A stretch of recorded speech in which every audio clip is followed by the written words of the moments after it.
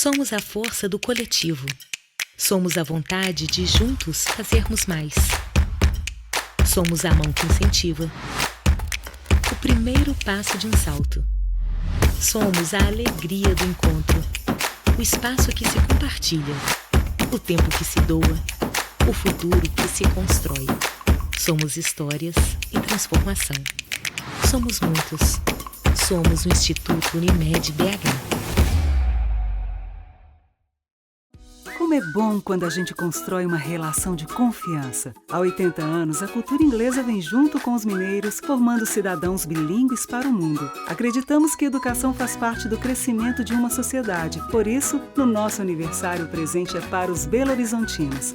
Venha fazer parte da família Cultura Inglesa e ganhe 50% de desconto nos cursos ao vivo pela internet. Cultura Inglesa, 80 anos de história e amor por BH.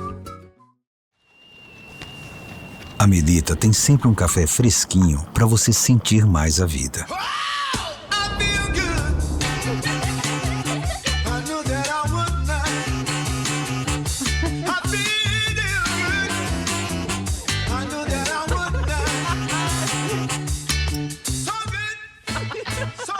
Seja qual for o seu preferido. Melita, café fresquinho para sentir mais a vida.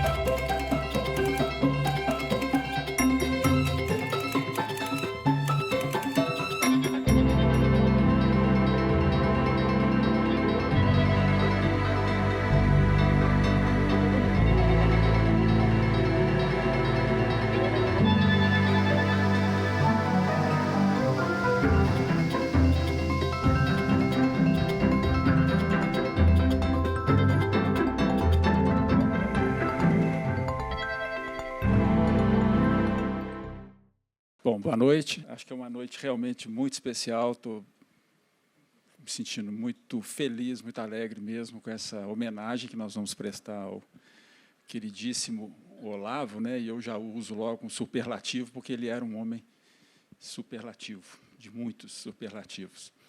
E eu vou fazer uma coisa que eu nunca fiz. Quem acompanha esse projeto há 8 anos que eu faço esse projeto aqui, eu sempre falo de improviso espontaneamente, sem ler, mas hoje eu não resisti, porque eu escrevi uma coisa que, para o Olavo, eu gostaria de ler na minha introdução. Tá bom, gente? Então, vai ser diferente, não vou poder falar assim de uma forma mais espontânea, mas o texto é escrito com muito carinho, né? Bom, o Letra em Cena é realizado aqui nesse Centro Cultural Unimed BH Minas há 8 anos, onde a gente fala de literatura, de livros, da paixão pela leitura e pela escrita. A homenagem que hoje prestamos ao Olavo Romano se encaixa perfeitamente neste espírito de celebração de um nome que associou a sua vida à paixão pela escrita, pela palavra, pela história, pela cultura. Um nome imprescindível por tudo que fez, pelas marcas que ele generosamente soube deixar pelo caminho, pelas inúmeras sementes que ele plantou para que outros, né, de diversas gerações, pudessem colher.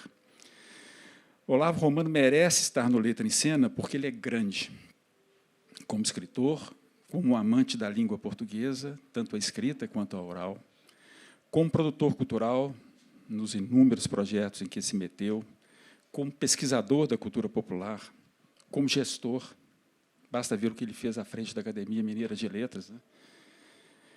Abrindo a academia para a cidade, abraçando a cidade, né? E como amigo, né? Como amigo de todos, né, que estamos aqui. Olavo fez uma escolha, que foi a da alegria.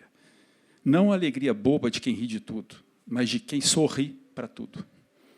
Encontrar o Olavo era se sentir merecedor do melhor sorriso, da melhor risada, do acolhimento mais genuíno. Não importa se naquele dia você não estivesse muito bem. Ao encontrar o Olavo, você certamente sairia um pouco melhor. ou bem melhor, bem melhor. Ele te olhava nos olhos, ele te ouvia, ele te dava um abraço e a vida se aprumava.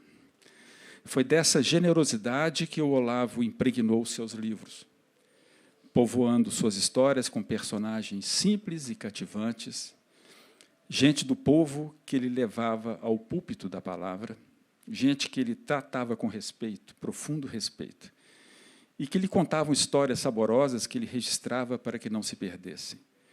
Olavo foi um cultivador da memória popular. Por tudo isso e muito mais, Olavo Romano foi o nome escolhido para essa edição especial, no momento em que nos aproximamos da data de 1 ano de sua partida. Não é um encontro para tristeza, mas para celebrar a vida que ele amava. Eu, como curador desse projeto, André Rubião, que acabou de falar aqui, né, como diretor de cultura, a Vanderlei, a Sâmia, toda a equipe do Centro Cultural, e posso dizer também em nome de toda a diretoria do Minas, nós estamos orgulhosos de sediar este encontro e de homenagear um dos grandes de nossa literatura e da cultura de Minas. Então, viva o Olavo, acho que ele estaria feliz nesse ambiente aqui, rodeado de livros e de afeto. Então, é isso que eu queria falar para ele.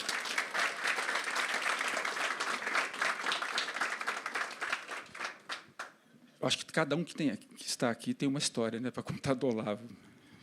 Se a gente fosse abrir a palavra para cada um, isso aqui ia longe. Como é de praxe no nosso projeto, a gente sempre chama um especialista, um professor, um conhecedor da obra do homenageado, para falar dele. E, para falar do Olavo, nós convidamos a professora Ivete Walt, que sabe tudo e mais um pouco, né, da obra olaviana.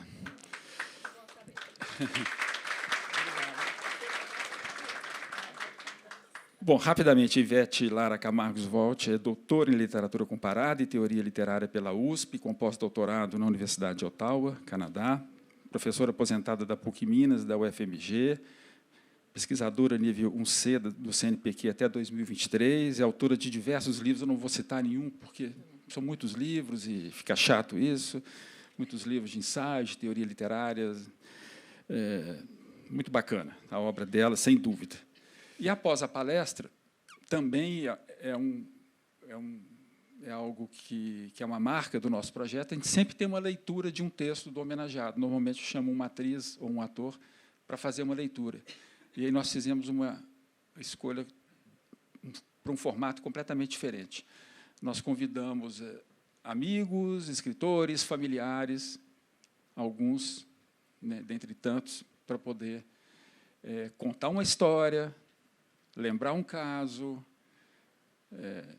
fazer um texto em homenagem, enfim, trazer tanto a palavra do Olavo, né, da sua obra, como também trazer um depoimento sobre ele. Bom, tenho certeza que nós vamos viver aqui bons momentos de alegria, porque o Olavo gostava, era da alegria, não era da tristeza, e momentos de emoção também, né? Eu acho que faz parte do nosso personagem.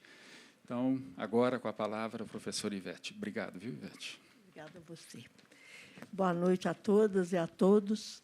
Gostaria de iniciar falando da minha alegria de estar aqui, podendo contribuir, de alguma forma, com a nossa conversa sobre o Olavo Romano.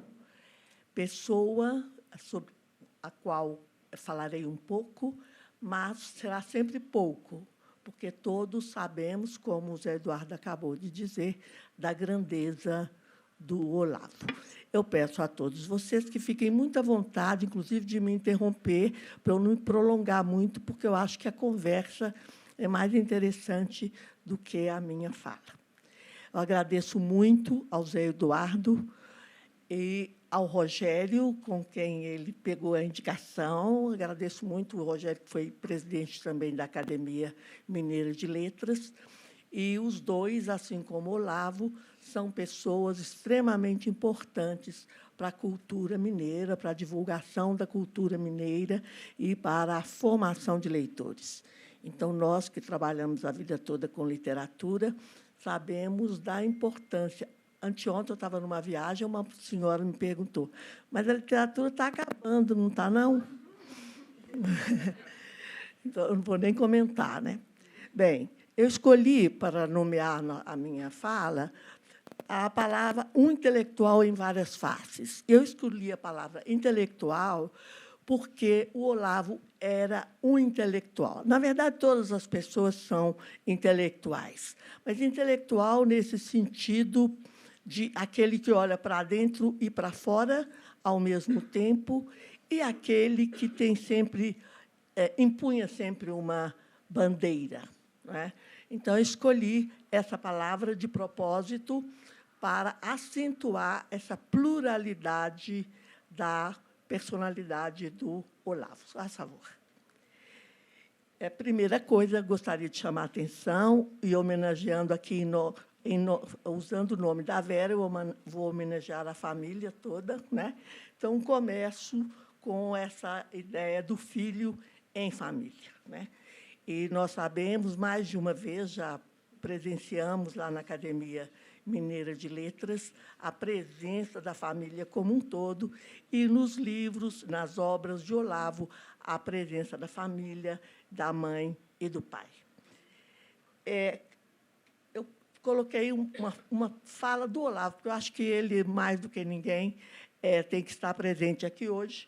Então, em Luz que Não Se Apaga, da Cidade Submersa, né, ele fala, então, do senhor Demóstenes. Quixote inflexível e destemido. Meu pai foi contra a ditadura em pleno Estado Novo. Passou por longos interrogatórios policiais. Sofreu agressão física. Recebeu os pracinhas da terra com um banquete. Soltou um caminhão de foguetes na vitória da UDN local. Pintou o V da Vitória nas paredes externas da casa, teve a residência varejada pela polícia na ditadura militar. Então, essa presença do Olavo, nesse aspecto político no pleno sentido da palavra, daquele que habita a polis e que defende essas relações sociais, está no relato já da presença, da atuação do pai da política. E depois nós vamos conhecendo a atuação do Olavo nas outras ditaduras, né? Ivete, em seguida... Só para comentar, esse conto é uma obra-prima. Uma obra-prima. Do lirismo, né? Assim, eu vou apontar alguns desses outros aspectos, mas é verdade. Comecei por ele por isso. A mãe, né? Também do mesmo texto. Dona Valdete, viúva, 15 filhos criados, netos e bisnetos chegando. Valdete reviveu no serviço solidário e amoroso. Fez roupinha na creche, costurou na Santa Casa, mexeu enormes panelas em encontros religiosos, cuidou de idosos, alguns mais novos do que ela. Apoiou seminaristas pobres, curou umbigo sem conta, vestiu defunto, fez ginástica, fez yoga, participou de desfile de moda beneficente, foi jurada da escola de samba, dançou vestida de homem em festa junina. Então, é de família, né? Essa pluralidade e essa alegria de viver. Cada ponto desse, gente, é só uma amostrinha, né? Então, todo mundo, essa parte, todo mundo conhece que Posso já fazer uma correção? Pode. Morro do Ferro. Eu que errei, então. Morro do Ferro, é verdade. Nasceu em Morro do Ferro, Oliveira, né? Em 6 de setembro de 1938. E, infelizmente, nos deixou em 16 de novembro do ano passado. Foi advogado, formado pela Pontifícia Universidade Católica de Minas Gerais e atuou como procurador do Estado de Minas Gerais até se aposentar. Tudo isso serve para nós percebermos a diversidade da formação e da atuação do Olavo. E eu começo também acentuando a parte das viagens e dos escritos de viagem do Olavo, né? No livro São Francisco do Rio Abaixo, né, ele vai, junto com outros autores, escrevendo verdadeiros poemas sobre a viagem e sobre o velho Chico. E eu pus um deles aí só para nós. Em Pirapora, o peixe salta, o rio chora, a cachoeira para e o barco zarpa. Mas espera ainda um pôr do sol além da ponte, dourada despedida e matinal adeus, comissa, banda, cantoria. Então, um vento impetuoso varre o cais e a nave, em baleia transformada, abre seu ventre aos passageiros da transmutação. A carranca, velha e sábia em águas e mistérios, vigia rio e vida, com sorriso de malícias e magias. Se alguém quiser ler um pouco mais sobre essa trajetória, com mais vagar, tem um texto de uma ex-orientanda minha, nós duas falamos juntas, numa das cerimônias dedicadas ao Olavo na Academia Mineira, a Valéria Machado, né, que escreveu De Morro do Ferro, aí está correto, está vendo? De Morro do Ferro para o Mundo, a trajetória acadêmico-literária de Olavo Romano. Esse texto está na revista do Centenário da Academia. A numeração está ali direitinho, depois, para quem se interessar. E aí, o outro livro, entre os muitos, feito junto com o fotógrafo José Israel Abrantes, da Gaiola, né? Está descendo o Rio São Francisco, a foto do José Israel. Oi? Esse livro que o Abrantes está lendo. Ah, está aqui, que beleza. Eu que editei, né? Ah. Eu não tenho. Na época que a gente foi falar, o Olavo nos emprestou os livros, mas aí, dessa vez, eu não tenho nas minhas estantes. Mas é uma beleza mesmo de livro, maravilhoso. E aí, não vou ficar citando, né? Todo mundo conhece, essas aí são algumas das obras do Olavo: Casos de Minas, Minas e seus casos, Dedo de prosa, Prosa de mineiro, Um presente para sempre, Eta mineiro, jeito de ser, que eu acho que está até aqui, não é? Esse aí. A cidade submersa e outras histórias sortidas, de onde eu tirei os textos sobre o pai e a mãe, né? Seu Demóstenes e Dona Valdete. Os mundos daquele tempo, fora os textos, o texto de literatura infantil, que ele fez, conto, né, do Jacaré, e muitas outras obras. Aí, o acadêmico, né? No acadêmico, eu ponho uma foto ali com o Olavo bem aqui na nossa ponta, né? O Ângelo Osvaldo, né? O Caio Bosque, a Antonieta Cunha e outros, Jacinto, onde ele fez uma grande atuação, né? Ele ocupou a cadeira 37, não vou repetir a ideia do patrono e do último que ocupou a cadeira, mas ele ocupou a cadeira de número 37 da Academia Mineira de Letras, foi presidente da Academia de 2013 a 2016 e é presidente honorário da Academia. O Olavo abriu a Academia Mineira de Letras para a população e abriu para os segmentos periféricos, não é? De uma forma inusitada. A academia tinha, pelo menos, uma imagem um pouco congelada. Um sentido de literatura também um pouco estrito, né? Só das altas letras, as chamadas belas letras.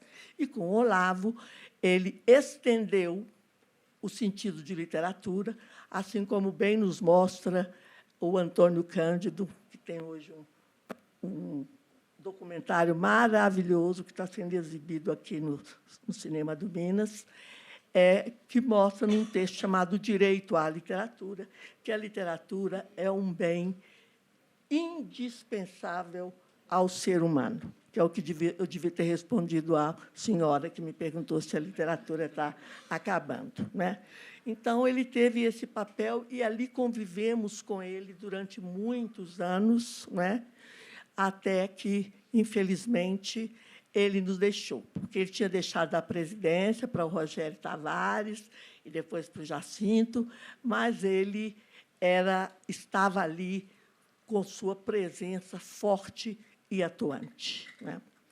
Um outro aspecto importantíssimo e muito divulgado do Olavo é o de contador de casos. E eu me delicio com essa história, né?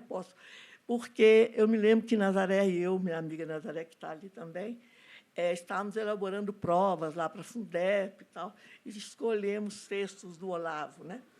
E eu me lembro como eu me encantei com esse texto, né?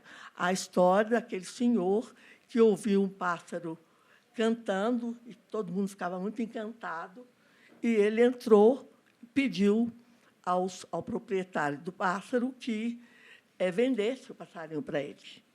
E o proprietário disse, olha, eu posso até vender, mas leve esse outro aqui junto.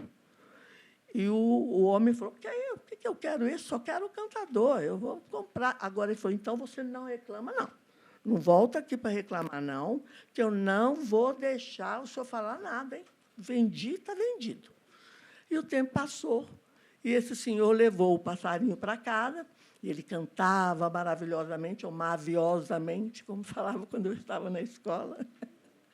E, aos poucos, ele foi parando de cantar. Ora, o comprador não teve dúvidas, voltou lá. E o proprietário do passarinho falou, voltou? Não reclama, não. Eu te avisei. Mas o passarinho parou de cantar. Você levou só o cantador, o compositor você deixou aqui.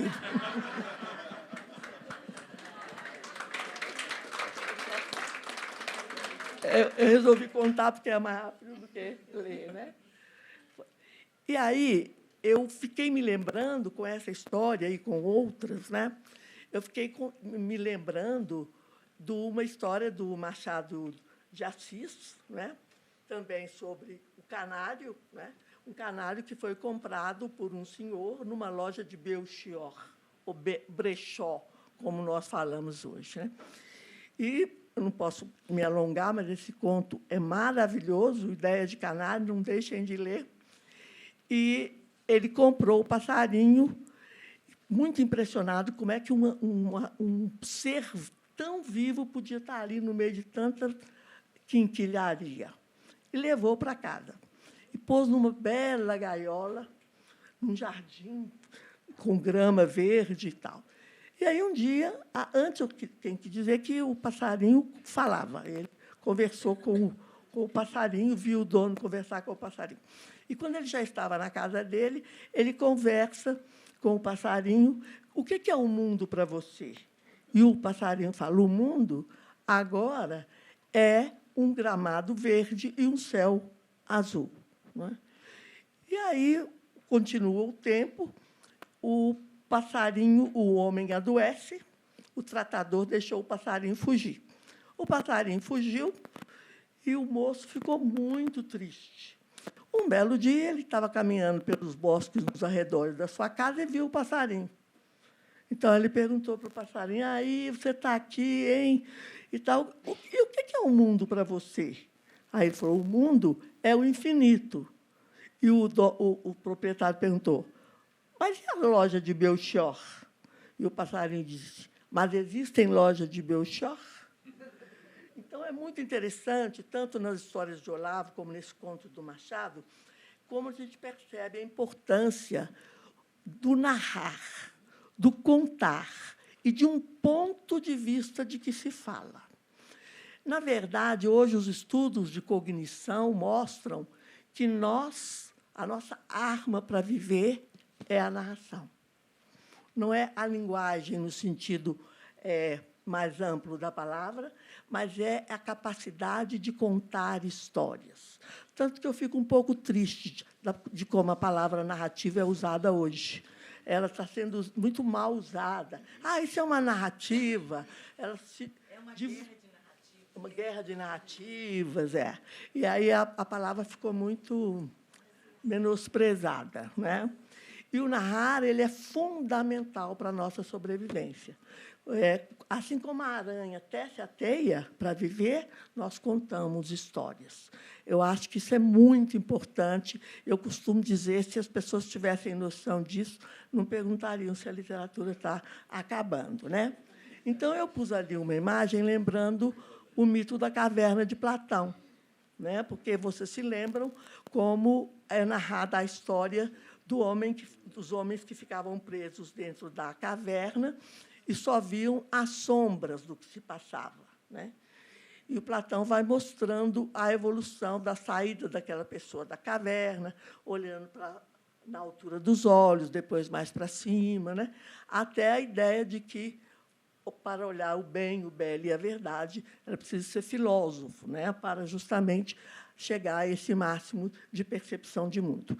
Hoje sabemos que não tem esse máximo de percepção de mundo, tem maneiras de ver o mundo. E é isso que Olavo nos deixa muito claro nas suas várias histórias, contando a maneira das pessoas perceberem o mundo e viverem de acordo com isso, né? Outro aspecto que eu acho que eu gostaria de salientar, como vocês já viram na primeira citação lá do senhor Demóstenes, é de historiador, porque o Olavo conta história e narra a história, né? A história do Brasil, a história do mundo, de uma forma vivencial.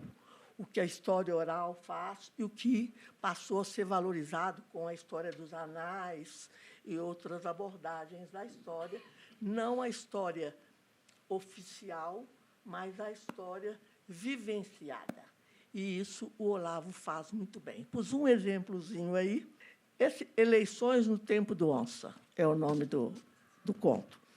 Esse 3 de outubro trouxe meu pai de volta, no seu melhor terno, gravata especial para a ocasião, barba escanhoada, cabelo caprichosamente cuidado. Era dia de festa grande, o sepultamento do Estado Novo e da ditadura Vargas. A primeira eleição da minha vida veio numa onda cívica de tirar o fôlego. O cartaz do brigadeiro, o Eduardo Gomes, herói dos 18 do Forte, ficava num lugar bem visível da sala, mas ocupava também as paredes do alpendre. Então, quando ele fala foi a primeira vez que eu votei, outros de nós também votamos a primeira vez, bem depois dos 18 anos. Eu mesma fui uma que votei. Não votei quando eu fiz 18, votei bem depois, né? E é muito interessante que ele vai revelando casos da história do Brasil, tanto sérios como jocosos, né? Então, esse aí também eu acho muito interessante, que está em Casos de Minas, e ele, um roceiro contando a história. Ele falando onde é que ele já morou, que ele tinha morado, e ele morava em Ouro Preto. E ele fala assim, antigamente era Vila Rica, a capital. A princesa Isabel morava lá. Em Vila Rica, o senhor não sabia, e o Tiradentes era secretário dela. E aí continua, porque a princesa Isabel manda matar o empregado, né? Porque ele teria proclamado a República antes do Tiradentes, né? E aí é interessante, porque, quando vocês falaram antes do sorriso largo, eu não podia deixar de pôr essa foto, né? Porque ela é bem representativa. Então, entre os vários casos humorísticos, eu escolhi um outro, que eu vou ler um pedacinho também, que se chama Conselho, e está nos Casos de Minas também. Um homem, né, estava sendo traído pela mulher e foi pedir ajuda ao doutor para poder ver o que ele fazia depois do que ele tinha presenciado. Então, ele fala, ora, doutor, fizeram de tudo. Primeiro, abraços e beijinhos, cochichando safadezas, dando risinho de pouca vergonha. Depois foram para o quarto, cerraram a janela. E eu lá em cima da mangueira, feito um macaco. Ainda bem que não tinha um revólver, senão rebentava os dois na bala. O que eu faço doutor Ciro, me ajude, pelo amor de Deus, preciso demais de seu conselho, da sua experiência. Aí, depois a conversa continua, doutor Ciro esfregou a barba, levantou, olhou a mangueira do quintal e o esperado conselho veio em frase curta. Corta a mangueira, meu filho, corta a mangueira. Então, são inúmeros esses. Quem não leu, vai ler agora todos. Né? E o poeta, para ficar um pouco também do lado lírico, né, que poderia pôr várias partes, mas pôs alguns pedacinhos só. O sol escala o céu azul sem nuvens, fazendo brilhar as folhas das árvores. A calopsita continua se divertindo com a garrafa d'água, que sobe e desce. Ainda no mesmo texto. De volta para... Está em cena domingueira. De volta para casa, o caminhante casual recolhe cenas deste domingo luminoso e faz delas um talismã que o protegerá contra os sustos, medos e perigos. Sem comentários, não é? Sem comentários.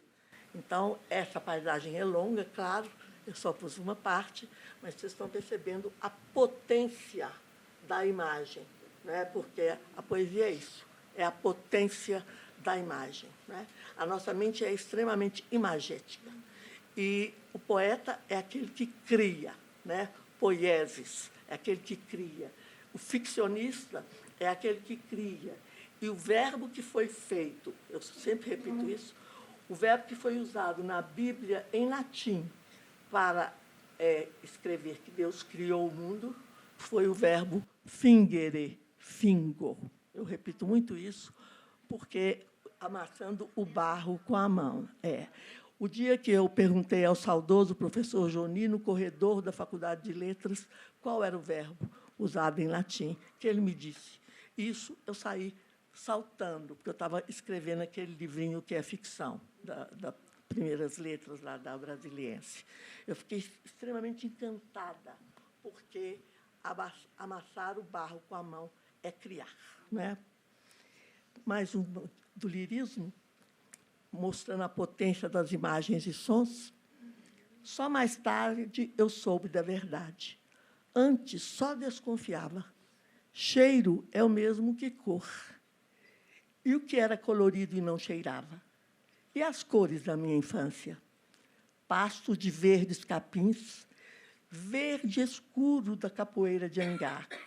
Vermelhos também eu tinha, das férreas terras, primeiros ocres, depois vermelhos verdadeiros, fortes de tingir o pé, enfiar sapato e botina, sujar cachorro tatuzeiro.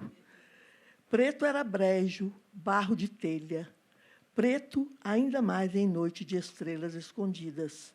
Não adiantava querer apontar com dedo mundos daquele tempo.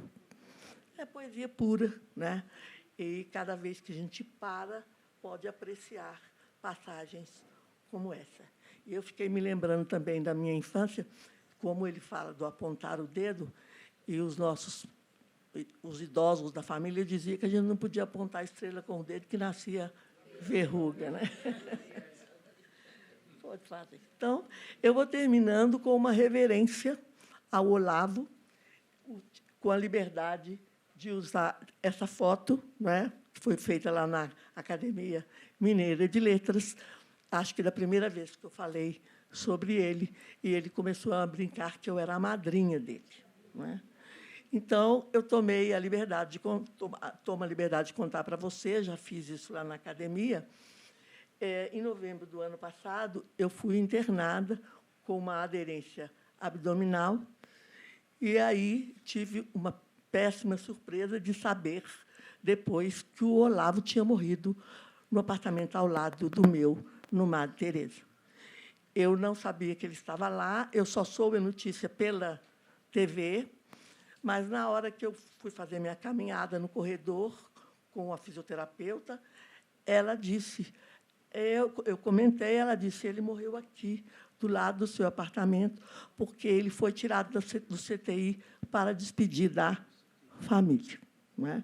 Então, a minha ligação com o Olavo é uma ligação muito profunda de uma pessoa muito querida, que foi muito importante na minha vida particular e na minha vida acadêmica. Muito obrigada.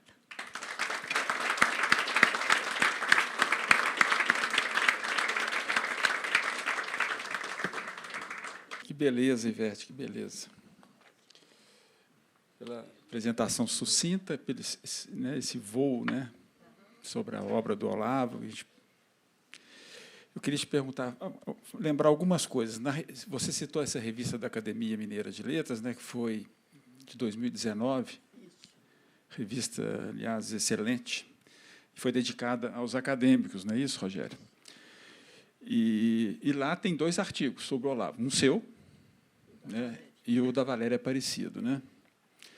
E, em certo momento, ela diz lá no texto dela que o Olavo foi, na trajetória dele, foi criando vínculos, ouvindo e recontando histórias, registrando a história pelos olhos da arte, escrevendo a sua memória e as memórias de homens e mulheres com os quais interagiu pelo caminho, por meio de palavras e experiências. Então, essa palavra memória parece que é muito importante, né?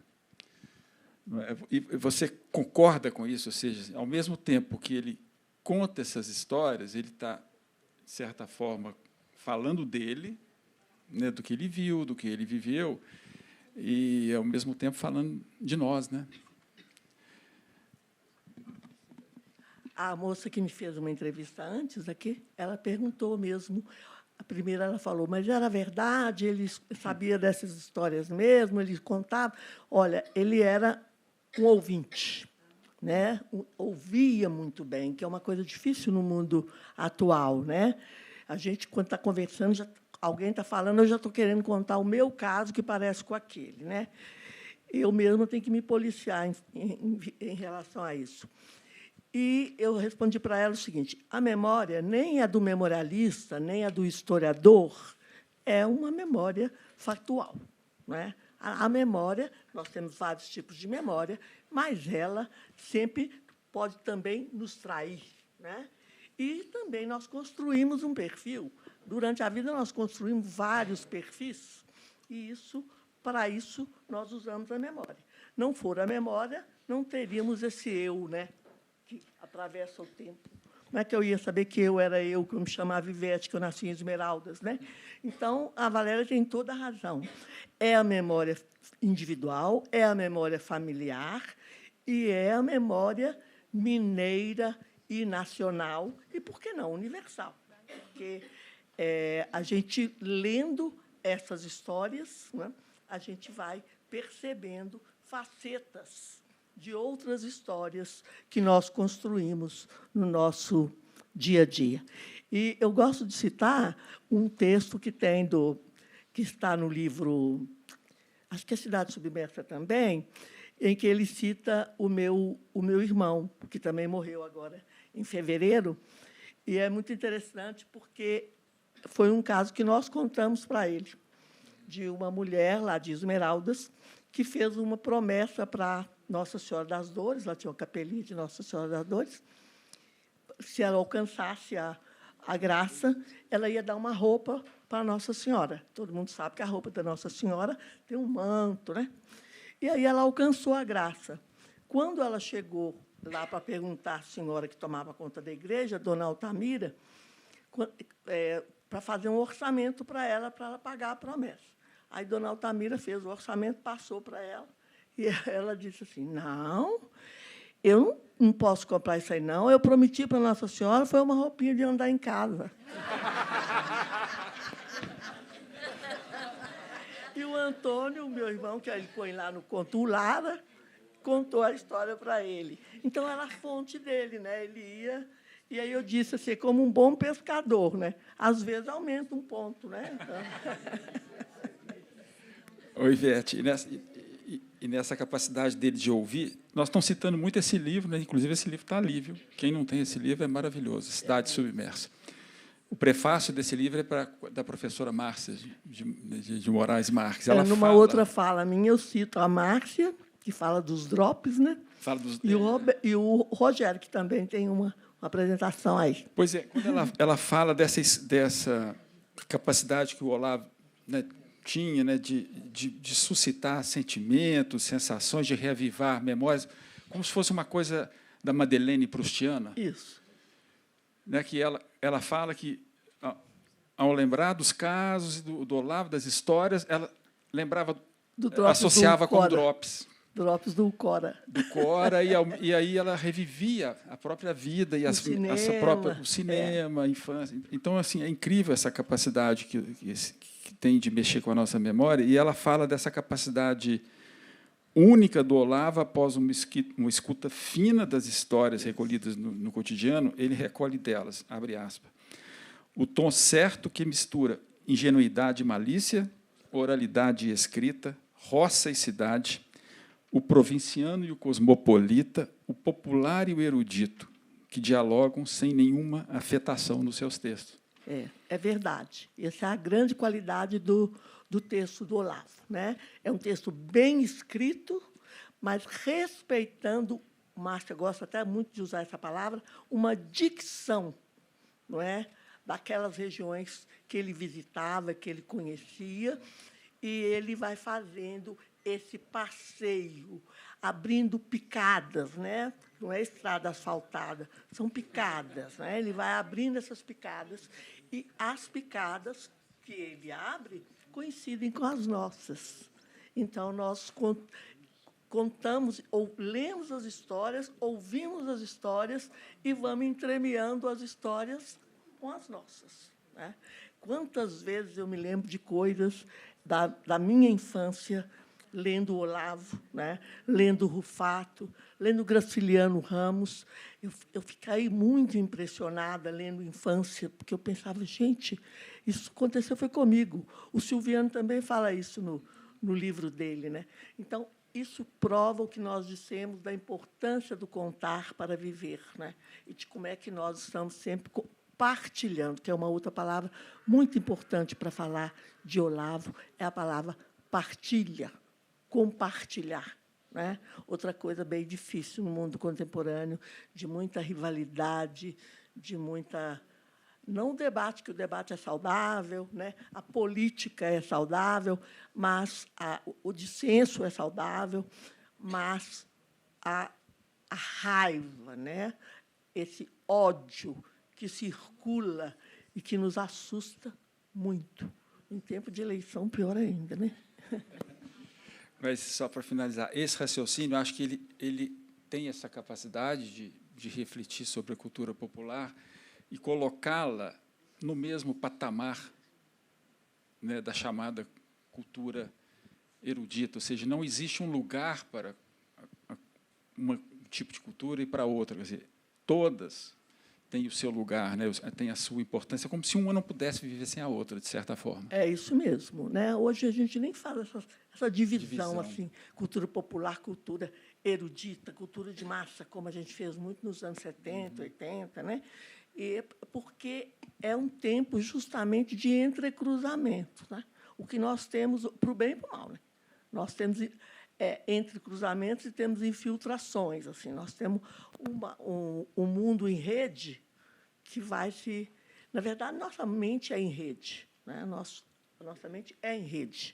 Não tem compartimentos separados que a gente puxa uma gavetinha de cada vez. E aí, em função disso, Zé Eduardo, o Olavo faz parte da história da literatura brasileira, da história da literatura mineira e da história da literatura brasileira, não é? É um autor representativo das Minas Gerais e da história da literatura do Brasil, não é? E acredito, eu não sei se tem muitos livros dele, parece que, quando ele morreu, ele ia lançar um livro na França.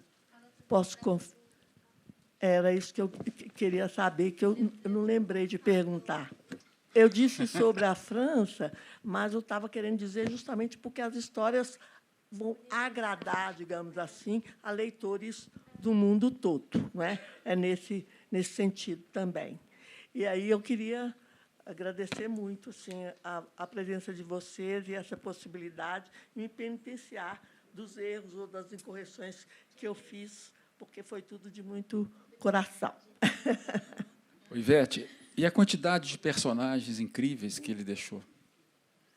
Sem Bastião, dúvida. sei lá, uma quantidade de... Tanto dos nomes populares como de grandes amigos, como eu falei do Lara, meu irmão, do Laércio, Nazaré do Laércio, que é marido da Maria Helena Rabelo, né? Do Otávio Elias. Né? Então, os compadres, os amigos, as personagens históricas e os populares. Dona Fulana, Dona Ciclana, em outros textos meus, acho que você viu que eu falo um pouco sobre essas personagens. Né? Então, realmente, é um baú. Você abre e aí vai se deliciando. E, cada vez que eu tenho essa oportunidade de falar, eu vou achando mais coisas a serem observadas. Né? Uma outra característica muito dele é a incrível capacidade de congregar pessoas muito diferentes. Assim, eu estava até comentando ali na porta que o Nelson Rodrigues tem aquela famosa frase, né, de que toda unanimidade é burra. Mas o Olavo contraria isso, porque eu não conheço ninguém que desgoste do Olavo. Assim, a exceção que confirma a regra, porque ele é muito querido por gente muito diversa. Vou contar para vocês aqui, eu estava hoje vindo para cá já, 17h15, eu recebo um zap do Cacá Diegues, que ele tem meu zap, que ele participou do Letra em Cena. Nós somos amigos, não, tá? Mas ele participou do Letra em Cena, falando do João Ubaldo Ribeiro, na época da pandemia, via virtual. Aí ele me manda um zap e fala assim, onde vai ser? Porque ele recebeu. Aí, depois, 2 minutos depois, em letras maiúsculas, já descobri onde vai ser a homenagem ao Romano. Infelizmente, não vou poder ir. Assim, eu nem imagino assim, os caminhos do Olavo cruzando com o cineasta, né, conhecido nacionalmente, cinema, internacionalmente. Né? Dele também se Então, assim, cinema. Conhecido e querido por muita gente, não só em Morro do Ferro, Oliveira, Belo Horizonte, mas né, em Minas Gerais, no Brasil, realmente era uma figura agregadora, acolhedora. Né, o trabalho que ele fez magnífico na Academia Mineira de Letras e seguido, né, com muita alegria pelo Rogério Faria Tavares, hoje pelo Jacinto Lins Brandão. E sobre essa diversidade, lembra que ele abriu a academia para lançar o livro da Zusa, né? Aquela manicure que escreveu Divã de Papel. Né? E ficou a cunha, para usar a expressão própria. Né? Ficou lotada a academia e ela ficou assim, muito feliz, o que comprova que todo mundo tem direito de dizer eu, ser sujeito. Né? Então, acho que isso é uma coisa que o Olavo sabia, porque, se eu não posso dizer eu não sou sujeito. E se tem uma violência grande, é a violência de você me ignorar. Eu falar com você, você me mandar calar a boca, ou só virar o rosto e sair. Isso é uma grande violência. Não sei se as pessoas costumam pensar isso. E o Olavo sabia essa característica, de saber ouvir e deixar que o outro se construísse como sujeito. E foi essa iniciativa de abrir, por exemplo, para o livro da manicure, tem tudo a ver com um caminho posterior que hoje permite que a academia, né, receba Conceição Evaristo, Ailton Krenak, pessoas que, na velha academia, não cabiam, né, no figurino. Então, hoje, a academia é muito mais plural, né, representa muito mais a nossa sociedade, né, o nosso Brasil. E esse caminho pioneiro, precursor, a gente deve ao Olavo, sem dúvida. Eu vou homenagear meu padrinho, Olavo Romano. Olavo, a minha trajetória é gozada. Eu sou de Oliveira e mudei para Belo Horizonte, mas tem fazenda em Morro do Ferro. Então, aquilo tudo que o Olavo viveu na infância, nos tempos antigos dele, eu vivo no dia a dia, nos fins de semana, quando eu estou lá na fazenda. E, realmente, a identificação com ele era muito grande.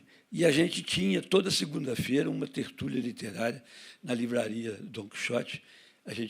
Éramos 7 tertulianos, estamos 3 aqui, embaixador Paulo Miranda, Epifânio e outros mais, e o Otávio, que foi falado aqui várias vezes, que nos deixou também. Dos tertulianos, 2 se foram, né? O Otávio e o Olavo. E a gente ali toda semana discutindo tudo com eles. Sempre o Otávio levava uma pauta para discutir, coisa de literatura, e a gente falava livremente, as pautas eram abertas, né? O Epifânio falava muito, aberto, levava aquilo, mas a gente discutia tudo. Um dia falava do Bartolomeu, era muito frequente o Bartolomeu Campos de Queiroz na nossa vida, lá na Dom Quixote, né? Eram repetidas sessões, muitas sessões, né? E livres, e a gente morria de rir do Olavo. Realmente era essa irmandade literária que a gente vivia. Meu nome é Francisco Bastos, eu sou médico e escritor. Sentei na mesma cadeira onde Pedro Nava sentou, Guimarães Rosa, mesma faculdade de medicina. E a gente, por influência de gente boa, lá em Oliveira a gente tem muita gente boa, e Campo das Artes, Paulo Pinheiro Chagas, né?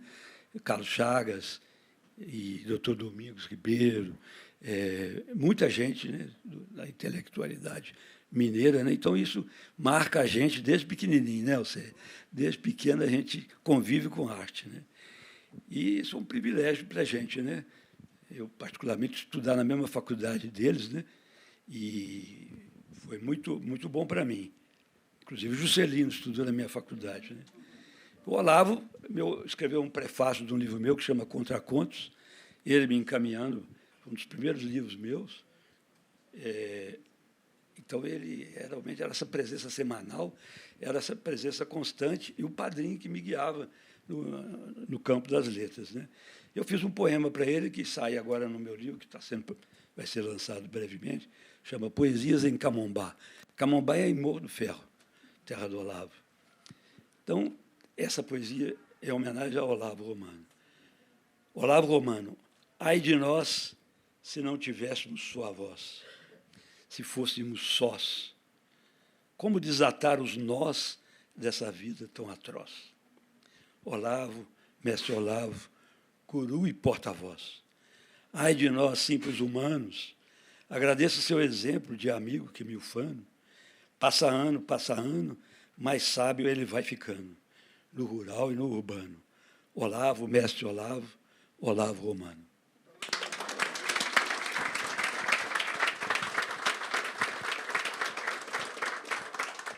Boa noite a todos. Eu sou Paulo Miranda, de Pitangui. A primeira coisa que eu queria fazer aqui hoje à noite, nessa sessão assim tão emocionante, é um agradecimento ao conterrâneo e colega José Epifânio, que me apresentou, né, nos trouxe para o grupo dele, que discutia lá às segundas-feiras, principalmente, lá na livraria Quixote, não é? Então, justamente, como já nos falou aqui o doutor Bastos, não é? Foi a partir desses encontros, que éramos 7, na verdade, 6 que nos reuníamos, e havia também o William Santiago, que é outro pitanguiense, no Paraguai. Do Paraguai, ele se contatava conosco, porque serve o Itamaraty. Já está aposentado também. Mas, então, desses encontros lá, surgiu uma obra, uma coisa inédita, feita a 14 mãos, não é? Chama-se Tertúlias Quixotescas, que é uma homenagem também ao Bartolomeu Campos Queiroz, não é? Escritor de papagaios, que eu não conheci pessoalmente, mas hoje, lá em Pitangui, a nossa família divide os fundos que eram comuns do avô dele, do Bartolomeu Queiroz, não é? E nós tivemos hoje, por acaso, uma sessão na Mulmig, que foi muito emocionante, muito boa também, muito densa. Nós estamos vindo de lá, na verdade. Foi uma homenagem ao Bartolomeu Campos Queiroz pela doutora Lourdes, Maria de Lourdes Vieira, Caldas Vieira, que é uma pernambucana de Guaranhuns, Gouveia, desculpa, mas ela nos possibilitou, aliás, ela nos deu uma aula de mineiridade sobre a figura humana, principalmente, que foi Bartolomeu Campos Queiroz. Enfim, com relação ao Olavo, eu fiz um pequeno texto, há algum tempo, alguns 5 anos, no Recanto das Letras, que é um site que eu frequento, de uma história que eu vi do Olavo Romano. Essa eu ouvi dele, ou li, não é? Ela foi escrita em 27 de agosto de 19. Portanto, antes do lançamento do nosso livro, aliás, não houve o lançamento, houve a publicação do livro Tertúlias Quixotescas, né? Mas o lançamento, a pandemia não nos permitiu. Mas, então, vamos lá à história. De uma história que eu vi do Olavo Romano. Zeloso chefe de repartição pública, o senhor Zaluar fazia questão de que qualquer funcionário que assumisse cargo sob o seu comando iniciasse o trabalho exibindo seus dotes e qualidades redacionais. Assim, a primeira atividade que, por norma, determinava aos recém-chegados era que escrevessem um memorando à chefia, solicitando e justificando uma determinada providência. Com Chiquinho Bastos, felizardo da vaga por valiosa indicação de político influente, não foi diferente. E o rapaz se fizera por merecedor, tendo o pai por denodado cabo eleitoral. Quase finda a primeira jornada de trabalho, Chiquinho se apresenta à sala do chefe e, respeitosamente, estende-lhe a obra, que ele tomara todo o expediente. Mal o senhor Zaluar lança os olhos no papel, não resiste à pergunta. Mas o que é isso, seu Francisco? O senhor se dirige a mim, me tratando por José Luar? E a resposta vem com a humildade que era esperada. Eu lhe devo respeito, sim, senhor, acima de tudo, senhor chefe. Que liberdade eu, um funcionário de secretaria, tenho para tratar vossa senhoria simplesmente por Zé Luar?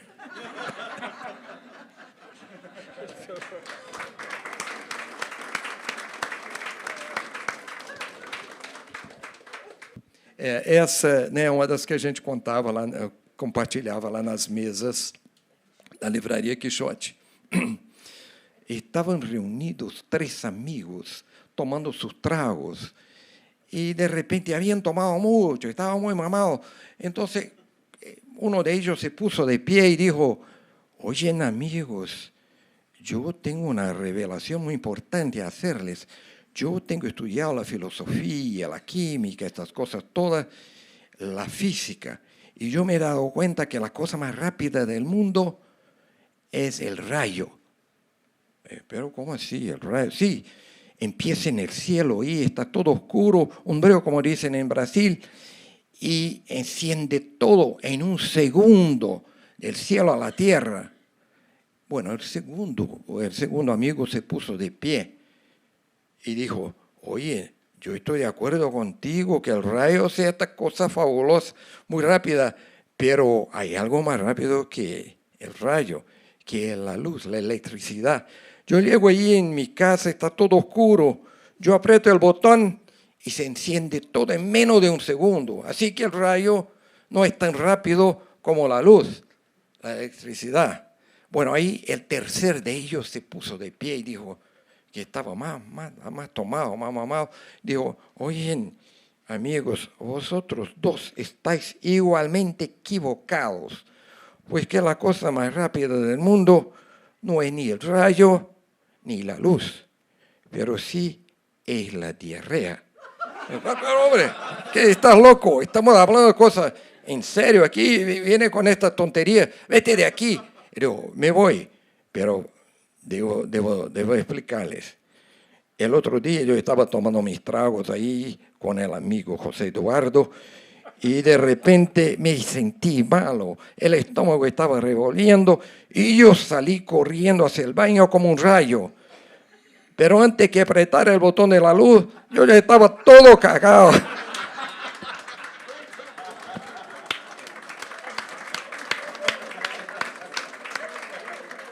Bom, nós temos, eu convidei acadêmicos, escritores, amigos, Branca, Maria de Paula, quem sabe você já... Então, Branca Maria de Paula, escritora, fotógrafa também, e amiga de Zé Eduardo, admiradora também do Zé Eduardo, da Ivete também, e da Alceia. Estou cheia de amigos aqui, no Ricardo. Lá, também o Ronaldo Guimarães. O que eu queria falar para vocês é que eu fiquei relendo os livros que eu tinha lá em casa, do Olavo. E aconteceu o seguinte, eu cheguei à conclusão de que o melhor do texto do Olavo é que, quando eu leio, eu escuto a risada dele, sempre. Então, me faz muito bem, porque eu não consigo ler o Olavo sem escutá-lo, ouvi-lo. Isso é difícil, né? E eu sei que eu dei boas gargalhadas, viu, com essa releitura que eu fiz. Questão de gosto. Tinham acabado de lançar a água sanitária Super Globo, o rádio fazendo propaganda no intervalo das modas de viola. Altino Limeira era ouvinte cativo dos programas caipiras e, de tanto escutar a tal propaganda, foi ficando curioso. Um dia, firmou o propósito de conhecer um novo produto na primeira ida à cidade. Por isso, mal acabava de chegar à Lagoa Grande naquele domingo, foi direto ao Bar Polar, com vista para a lagoa. Entrou, sentou no lugar de costume, de onde podia apreciar o movimento. Os patos nadando, o povo andando de canoa, os namorados conversando no jardim. Refestelado na cadeira, Altino tirou uma tragada de seu fumo goiano, reservado para a ocasião de mais cortesia. Deu um suspiro e pensou, eita vidinha boa! Para completar, faltava pouca coisa. Então, gritou Mariano, que sempre o atendia. Ô, meu filho, vê aí para mim uma Super Globo bem gelada. Ligeiro, que eu ando doido para provar esse negócio. O rapaz não sabia o que fazer. Limpou o balcão, ajeitou uns cascos, vendeu um maço de Saratoga, espantou os mosquitos com o pano, foi enrolando. Aí teve que atender um pessoal na mesa perto do fazendeiro. Este chamou enérgico. Tá brincando comigo, seu miserável? Cadê minha sanitária? Apertado, Mariano respondeu, já vai, seu Altino, peraí, só um momentinho. Mas o velho não estava para brincadeira. Puxou um maço de notas do bolso, jogou na mesa e esbravejou ofendido. O que eu cobre dos outros compro, o meu não pode comprar? Quero essa merda dessa Super Globo, agorinha, mesmo sem gelar direito. Mariano viu que a coisa andava séria, correu até a venda ao lado, pegou a garrafa, abriu e colocou em cima da mesa, sem coragem de derramar no copo ou de dar qualquer explicação. O velho não ia entender aquela altura de sua nervosia. Altino Limeiro encheu o copo e virou com vontade. Engoliu, fez uma careta horrorosa e exclamou decepcionado, quá, tanta propaganda e nem por isso. Passou 6 meses a leite e biscoito de polvilho. Perdeu o gosto por moda de viola e a fé em novidade. Achei que vocês conseguiram. Eu acho que o humor não é genial. Obrigada, gente. Que bom que vocês gostaram. Olá, boa noite. É um prazer estar aqui, e um prazer imenso estar aqui junto com a família do Olavo, com os amigos, nesse momento aqui de homenagem a esse grande mineiro. Eu também vou procurar ser breve. Eu conheci o Olavo em 1982. Eu era um jovem repórter do Estado de Minas, quando ele lançou Casos de Minas. e me pediram que fizesse uma matéria com ele. E aí, a partir daí, a gente passou a ter uma convivência. Aí, depois, eu fiz uma outra matéria com ele, quando ele trouxe o Manuelzão aqui, o personagem do Guimarães Rosa. Ele andou muito com o Manuelzão por aí. E também tive uma convivência boa com ele quando o Marcelo Andrade era secretário de Cultura de Viçosa, lançou um projeto chamado Minas Além das Gerais. Então, nós viajamos muito, não só por Minas Gerais, como pelo Rio, São Paulo, um monte de estados e de cidades. E o Olavo sempre essa pessoa agregadora, de bom humor, sempre quando ele chegava, a roda estava garantida. E eu aprendi uma coisa muito bacana com o Olavo, que as pessoas, nós todos gostamos de história, né, como o embaixador contou aqui. Eu fui cronista no Estado de Minas durante 15 anos, eu publiquei lá mais de 1.500 crônicas, e as crônicas que mais as pessoas gostavam e que davam retorno eram os casos. Isso eu aprendi com o Olavo. Então, eu rendo a ele aqui essa homenagem e vou tomar um pouquinho o tempo de vocês. E aí quis o acaso da vida que eu passasse a ocupar na Academia Mineira de Letras, mesmo que não é transitoriamente como é a vida, a cadeira 37, que era do Olavo e que sempre será dele, não é? Eu assento lá na pontinha, porque a cadeira toda é do Olavo. Então, eu vou aqui tomar a liberdade de ler um trecho do meu discurso de posse, onde eu saúdo o Olavo, não é? Onde eu falo que muitos mineiros saíram, né? Uma geração de mineiros que nos anos 70, 60 deixaram Minas, e os mineiros sempre deixaram Minas, mas alguns ficaram. E o Olavo foi um dos que ficaram, né? E eu também, por um pequeno período que eu vivi na Argentina e Espanha, eu sempre fiquei com meus pés fincados aqui. Então, no meu discurso, eu falo do Olavo o seguinte: mas tão mineiro como eu, ou até mais, como um dia desses eu estive pensando, enquanto começava a esboçar essas palavras, talvez tenha sido o mestre Olavo Romano, a quem tenho a honra de substituir nessa casa, consciente da transitoriedade do tempo, até que alguém venha ocupar o meu lugar. Homem de generosidade sem limites, sempre com um sorriso aberto e pronto para estender as mãos, Olavo Romano, com quem tive a alegria de conviver desde os meus primeiros tempos no jornalismo, já que ele também escrevia para o Estado de Minas, nasceu em 1938 na bucólica Morro do Ferro. No seu discurso de posse aqui na Academia, para a qual foi eleito em 2004 e foi presidente de 2013 a 2016, assim ele se referiu à sua terra. Morro do Ferro, amorável lugar onde nasci, é o único e último distrito de Oliveira. Por ali passou Fernão Dias, a caminho das Minas. Por ali, na picada de Goiás, chiaram Brocas e Cangalhas. Formado em Direito pela Universidade Católica, Olavo Romano, antes de se dedicar aos seus livros, com os quais se imortalizou, fez mestrado em Administração na Fundação Getúlio Vargas e, em seguida, passou um período na Universidade de Michigan, nos Estados Unidos. Fez ainda uma vitoriosa carreira como procurador do Estado, até que um dia, aos 40 anos, segundo suas palavras, deu-se conta de que nada ainda fizera pelo sonho da sua vida. E agora, entre aspas, são as palavras dele. E, tomado de incontrolável urgência, resolvi começar contando casos como quem toma a sopa pela beirada. Recuperei cenas e personagens, vozes, jeitos e trejeitos gravados na memória e no coração, confessou também no seu discurso de posse. Sempre à procura de novos horizontes, aí eu saltei um pedaço, que são os livros, já foram falados aqui, sempre à procura de novos horizontes, mas sem nunca se esquecer dos amigos, Olavo nos deixou no dia 16 de novembro do ano passado, aos 85 anos, legando-me a honra de passar a ocupar a cadeira 37, da qual ele nunca estará ausente. Não é? E por aqui eu termino pedindo uma salva de palmas para esse grande mineiro, não é? Que foi o Olavo, e agradecendo a oportunidade de poder estar aqui, não é? Também junto com os amigos e com a família, prestando essa referência a ele. Muito obrigado. Obrigado, Carlinhos. Boa noite.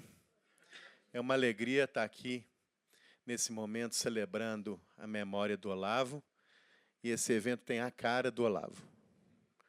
Como o Zé Eduardo falou, agregador, afetuoso, sempre conversando, sempre convidando a gente para se relacionar, né?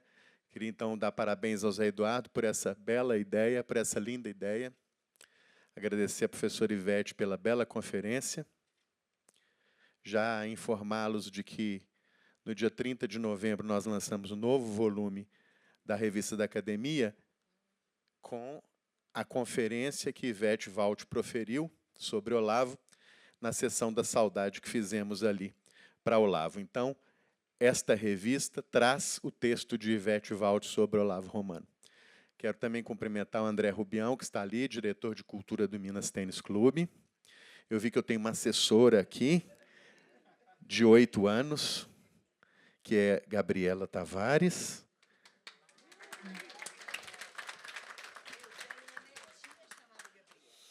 Obrigado pelo carinho, gente.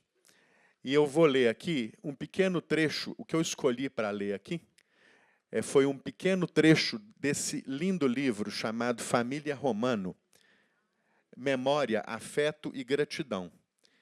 É um livro que toda a família de Olavo organizou e cada um dos filhos de Demóstenes e Valdete escreveu um texto. É uma beleza esse livro, né? Quero até aproveitar a oportunidade para cumprimentar aqui a Alcéia, a Ana, todos os familiares do Olavo que aqui estão, muitos irmãos, familiares, que coisa boa, né? E esse livro é uma beleza, né? Quem ainda não leu, aproveita para ler, porque é uma maravilha. Então eu vou ler um pequeno trecho escrito pelo Olavo. O Menino Azul. A folhinha de 1938 marcava 6 de setembro, terça-feira. A primeira peleja foi tirar de perto o Cláudio, meu irmão um ano e pouco mais velho. Aguentar o fedor de fumo e de cachaça da parteira foi mais difícil do que lidar com Neoblu de Pinto de Blue. A pele azulada indicava cianose, causada pela oxigenação insuficiente do sangue. Vieram com tijolo quente para me aquecer. Puseram panos quentes, mas a asma chiou no peito. Se pegar coqueluche, sara, garantiam. Andei de roda, agarrando no que pudesse para aguentar os acessos de tosse, mas a asma foi embora. Domingo de missa. O pessoal vinha da roça, ficava conversando até o início da missa. Do nosso alpendre via-se o altar. Durante o sermão, chamado de prática, demorado e enfadonho, os homens voltavam para o alpendre, as mulheres aguentavam a cantilena. Além de bem situada, a nossa casa era ampla, tinha água corrente e instalação sanitária. O povo entrava, pedia licença para ir à casinha, como se fosse lugar público. Muitos ainda tomavam café com quitanda, mesa posta o dia todo para os numerosos amigos. Espantou-me, porém, o diálogo de 2 desconhecidos nossos. Você conhece o pessoal daqui? Conheço não, mas todo mundo entra, senta, bebe café e come. Resolvi entrar também. O gabinete e a precotela. Junto à sala ficava o gabinete do papai. Cadeira antiga, desmontável, para as viagens dos primeiros tempos, motor de pé, placas de vidro grosso colorido, pinça, boticão, alavanca e seringa sobre a mesa. E uma tigela preta de borracha para misturar gesso, que ele ameaçava entregar e deixava cair, só para assustar o cliente. Óleo de cravo, chamado eugenol, e uma cera com o misterioso nome de sandaraca cheiravam de longe. Havia a chama azulada do maçarico, dependente do pedalar do fole, que transformava tirinhas de ouro em esfera luminosa, como as luas de Júpiter vistas ao telescópio muitos anos mais tarde. Alguns clientes pediam uma listra, também chamada fista, de ouro, metal muito presente na boca dos ciganos ricos. Teninho fez sucesso com sua pequena coroa no dente de leite, herdada sucessivamente pelo Paulo Afonso, Alceia e Dete. Todo mundo admirava, e era mesmo encantador. As dentaduras eram de paladon, uma resina muito cheirosa e que precisava ficar um bom tempo cozinhando em um estojo metálico, a mufla, hermeticamente fechado. Ver papai em seu ofício era como testemunhar a arte de um hábil alquimista. O quarto da sala destinava-se a hóspedes, parentes em visita ou clientes fazendo tratamento ou extraindo todos os dentes para colocar dentadura. Distrair dentes sem dor era mais barato. Ninguém entendia, mas achava bom. Extraídos os dentes, vinham os bochechos com chá de folha de goiaba, conhecido adstringente natural. Depois que a gengiva murchava, muitos voltavam para fazer a dentadura chamada justaposição, escrita com X no lugar do S. O material dentário chegava pelo correio enviado pela Casa Alcântara de São João del Rei. Agora o último trecho que eu vou ler, que eu acho de uma beleza esses textos, porque eles evocam uma memória coletiva de um tempo nosso, né? Agora o último trecho. O menino míope, isso é maravilhoso. Franzino e míope. Eu sonhava alcançar o tamanho do Cláudio. Só Aparício, o anão que morou lá em casa, e é verdade, me animou com uma frase profética na hora da boca de pito. Você que é alto, pega o café para mim. Tudo é relativo, como não disse Einstein. Peguei a cafeteira na panela de feijão e, cheio de esperança, enchi a xícara do nosso hóspede. O exame biométrico no ginásio, tempos depois, registrou 11 centímetros a mais em um ano. Espichado e magrelo, sem o peso mínimo para o CPOR, fiquei livre do serviço militar como incapaz C. Essa pecha de incapacidade física vinha de longe. Se pegava uma ferramenta, alguém dizia, larga isso, menino, você não tem jeito para essas coisas, vai machucar. Um dia, no seu João Américo, o martelo voou do cabo e me acertou a testa. Buscando meu lugar no mundo, me alfabetizei cedo, vendo de cabeça para baixo o jornal que o papai lia. Na Serra, paraíso da nossa infância, juntei Eva viu o ovo com Ivo viu a uva e avancei. Tiozinho se gabava de me haver tirado das trevas do analfabetismo. Então o mote mudou. Larga isso, menino. Pega um livro e vai ler. Na Serra, entrei em contato com a obra de Monteiro Lobato. Em velhos almanaques, decifrava enigmas, charadas e adivinhações. Intrigava-me ouvir os tios se referirem jocosamente a Homero da Friota. Tratava-se de partir do texto. Homero da Friota para quem fez essa escripota.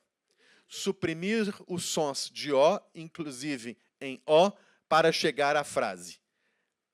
Merda frita para quem fez essa escripita. A palavra scripta, na antiga ortografia, indicava o provável dedo do seu Zico quando mencionou por lá. Esse, então, é Olavo Romano. Viva Olavo Romano!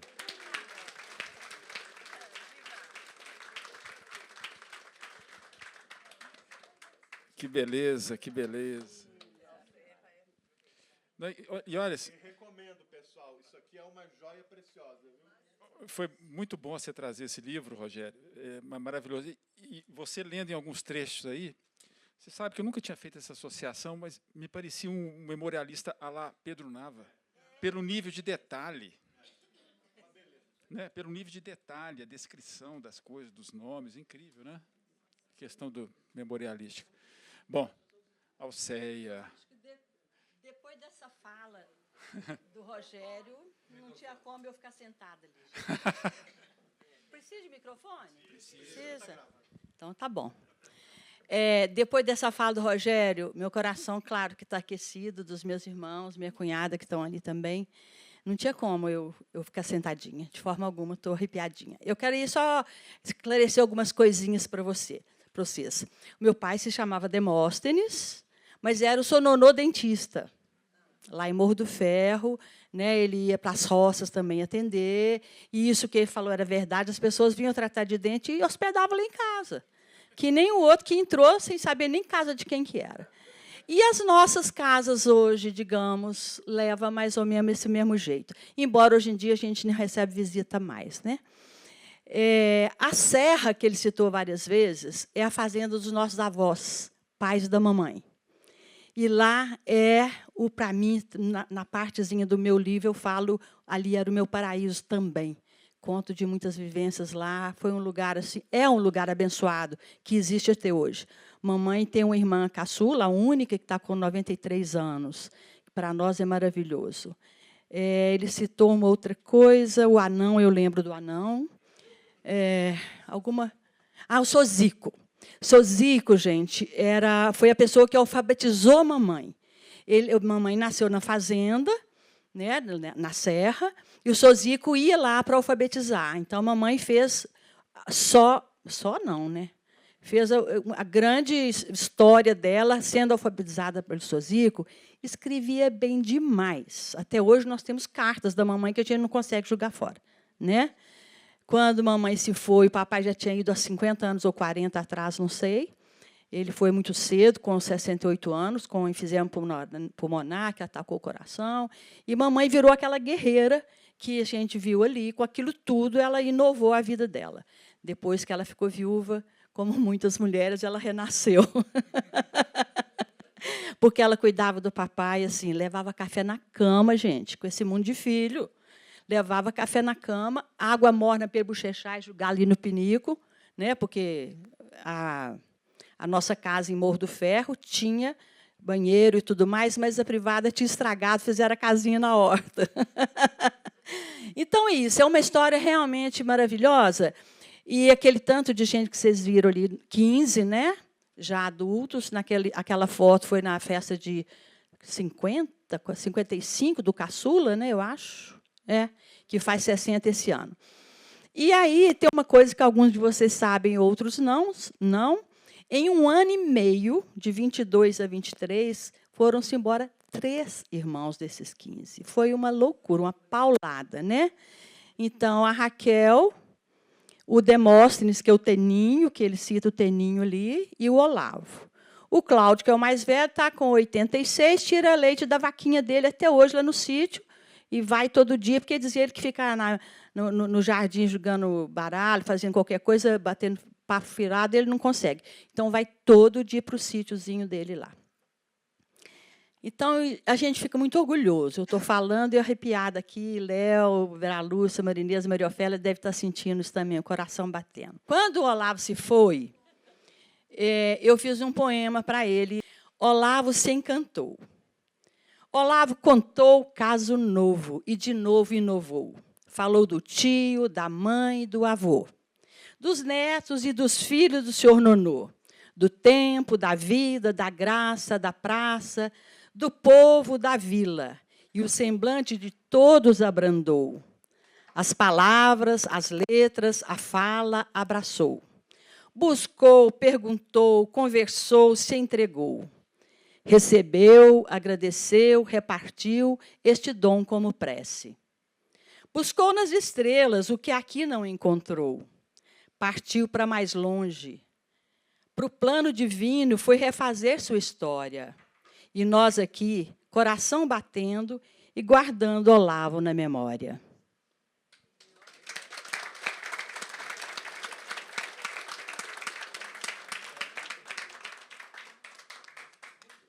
Deixa eu voltar um pouquinho no livro, porque esse livro foi assim, ideia do Olavo também. A gente falava disso, mas quem deu o pontapé inicial foi o Olavo.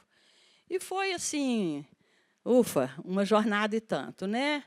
E uns escreveram pouquinho, o Olavo escreveu mais, né? Na época, ele falou assim, 20 páginas para cada um. E alguns escreveram pouquinho, porque era 20 páginas. Então, entregando o Olavo aqui, ele foi o último a entregar o texto e entregou 100 páginas.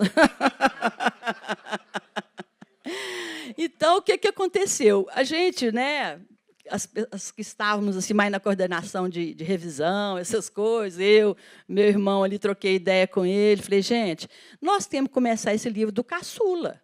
Porque se começar do mais velho, o pessoal vai ler 100 páginas do Olavo, não vai querer ler o resto. E aí nós começamos do caçula, que é o Zé Bené, que faz 60 anos.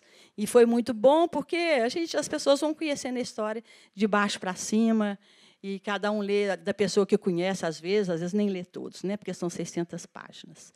Então, eu vou ler aqui agora a parte que eu tinha combinado com o Zé Eduardo.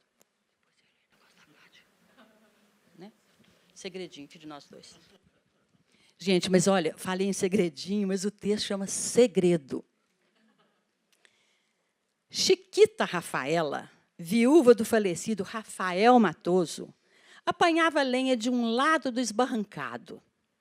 Do outro lado estava a São do Dico. Rafaela gritou de lá. Comadre São! Oi, vou te contar um segredo.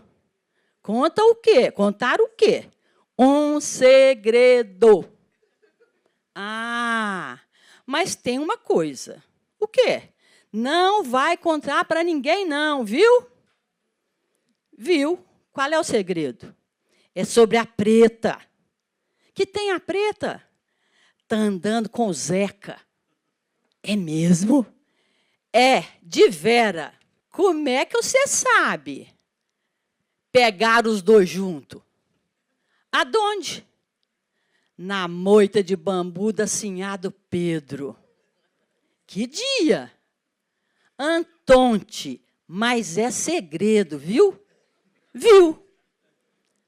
Os gritos ecoavam pelo enorme esbarrancado do fundo do arraial.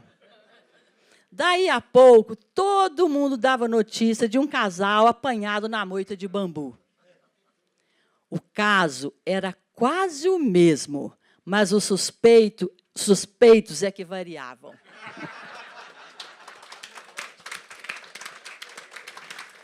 O primeiro livro, 1982. Gente, família é família, né? E a nossa família é muito engraçada, eu posso dizer isso.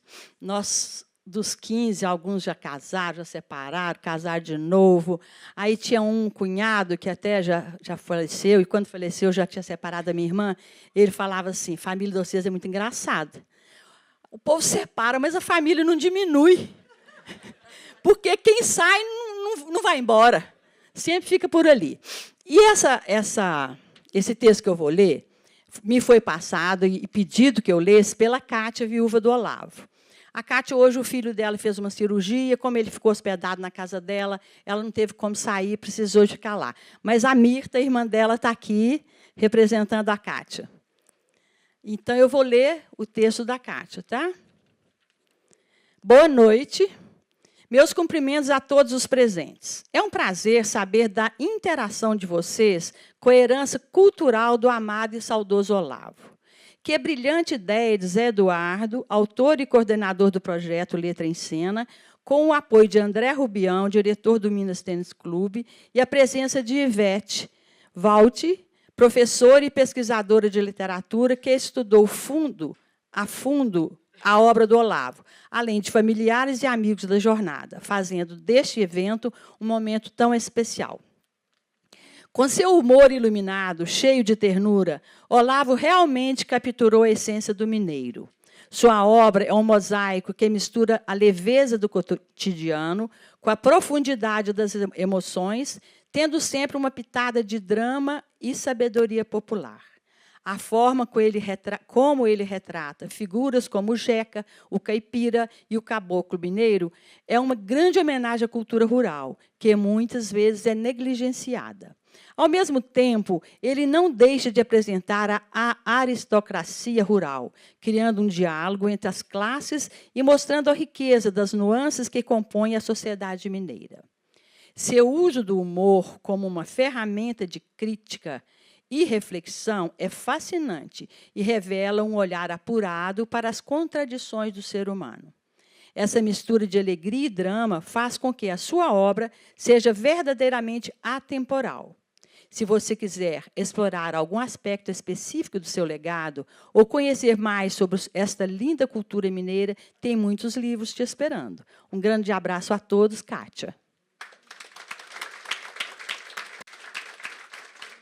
Obrigada, obrigada. Queria agradecer a presença do Zé Israel Abrantes, fotógrafo, que fez uma dupla incrível com o Olavo, né? E eu tive, né, a honra de editar, né, junto com a Silvia, 3 desses livros, né, que é o São Francisco Rio Abaixo, Sertões do Brasil. Então, esse livro, não sei se ele está no mercado, se ele é encontrado, mas é lindo. Tudo esgotado, né?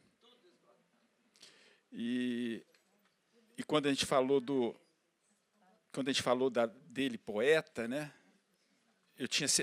Eu também resolvi ler uma coisa, então eu falei assim, vou escolher uma poesia alguma coisa do Olavo. Esse livro é lindo, com poemas maravilhosos. E tem uma coisa que ele começa falando do mineiro. Mineiro, quando sonha, vê o mar. Acordado, esbarra na montanha. Onda se perdendo no horizonte, absorto em abismos profundos, matuta mistérios do mundo. Morro sempre atrás de morro, vista querendo alcançar longes distâncias azuis, a alma da matéria oculta no miolo das coisas. Então, é o poeta Olavo, que é maravilhoso, vou ler só mais um, em cima de fotos, né? Então, em cima dessa foto aqui, linda, né? Dos anjos, né? Escreve uma coisa tão terna. Confesse e festeja a vida. No recomeço do mundo, clarear de novo o tempo, anjos morenos, nascidos no meio de nosso povo, exibem plumas e nuvens, lembrança de onde vieram e para onde, ofuscados em dias de muita luz, têm vontade de voltar. Uma maravilha de poema. Então, é porque às vezes a gente lembra muito, fala muito do contador de casos, né? Mas assim, também um poeta de fina sensibilidade, né? Com um olhar capaz assim, de captar com muita profundidade, né? Determinadas imagens, cenas, momentos, esses livros, né, que ele fez com o Zé Israel, e também com o Otávio Elísio, sempre perto, né? Sempre. Isso. Então, é um exemplo de um poeta, né, de um homem com uma sensibilidade para a vida assim, muito grande. Então, queria deixar registrado isso aqui. Bom, a hora está andando, eu convidei também a Ana Romano, e aí ficamos a semana inteira, assim, porque eu falei com ela, 3 minutos, ela me fala assim, 10. Estou com 10, eu falei, não, diminui. Bom, enfim. Você vai encerrar, vai ser o tanto que você quiser. Então, tá aí, Ana, para você. Não vou cansar vocês, não. Boa noite, gente. Boa noite, boa noite, boa noite. Eu sou a Ana, conheci meu pai quando eu nasci. Tá brincando. Mas aqui, eu queria agradecer, viu, o carinho de vocês todos, a homenagem. Eu falei quando o Zé me convidou, e falou, tem 6 convidados, cada um vai ler um pedacinho de um texto. Aí eu falei assim para ele, a gente que é filho, aqui está meu irmão, que estava escondido atrás da treliça, o Paulo, meu único irmão, e ele é testemunha ocular do que eu vou falar aqui, porque eu vou falar um pouquinho do meu pai como pai. Eu falei para ele assim, a gente que é filho, todo mundo vem. Meu pai era uma pessoa pública e e muito conhecido, gostava muito de gente, todo mundo veio contar um caso. Eu tenho um caso com seu pai, eu tenho uma foto com seu pai. E, para a gente, é engraçado, porque ele não era uma pessoa pública para mim, ele era meu pai, né?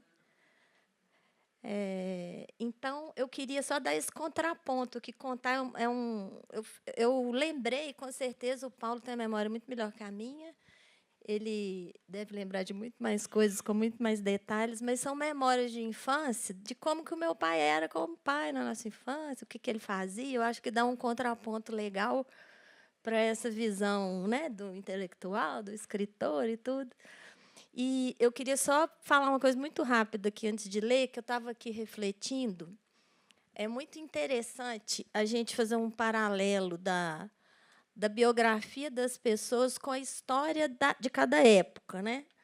Então, o meu pai sempre falava que ele era de um Brasil rural que se tornava urbano. E, realmente, né? Isso mesmo. Né? Porque o Brasil se industrializa com Juscelino, anos 50 e tudo. E a gente já é de uma geração urbana. Né? Eu nasci em 68, Paulo em 66. E eu achava engraçado, quando meu pai começou a escrever, na minha adolescência, assim, na verdade, eu era mais nova, mas na nossa adolescência, que ele já tinha essa coisa muito assim, valorizando muito a cultura mineira. Eu confesso que eu achava assim, meio bairrista. Assim, é difícil achar a palavra. Eu não me identificava com aquilo. Talvez nem desse tanto valor, sabe? Porque eu achava...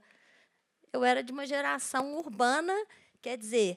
Para o meu pai sair da roça e vir para a cidade, é como se ele fosse hoje uma pessoa de Belo Horizonte que fosse para a Austrália, na escala do tanto que ele tinha que conquistar, né, como muitos da geração dele. E a gente, tendo nascido numa cidade média grande, a gente já foi de uma geração que foi para o mundo. Né?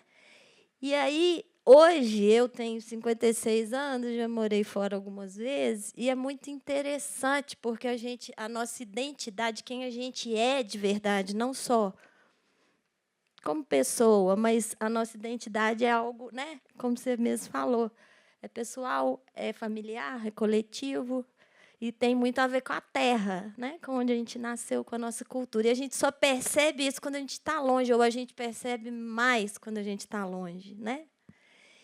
E eu quero só dizer assim, que eu acho que qualquer pessoa de qualquer geração, no final das contas, vai amar Minas. Né?